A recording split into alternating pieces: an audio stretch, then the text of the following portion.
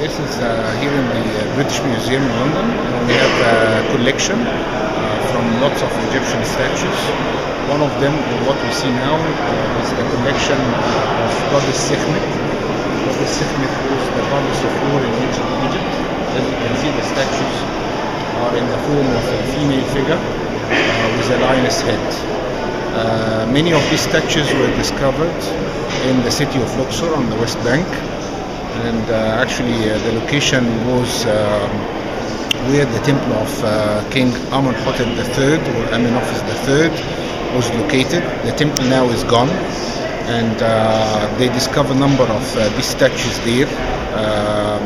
They expect the number of these statues to be around 365, which is the number of the days of the year. Goddess Sekhmet was one of the most powerful goddesses in ancient Egypt, and originally, according to the Egyptian mythology, she was goddess Hathor or goddess Hathor, the cow goddess, the goddess of love, music, dance, and joy. And according to the legend in ancient Egypt, goddess Sekhmet turned to be goddess Hathor by the assistance of the god of wisdom, god Tot. The statues are dated back to the New Kingdom, roughly about 3,500 years old.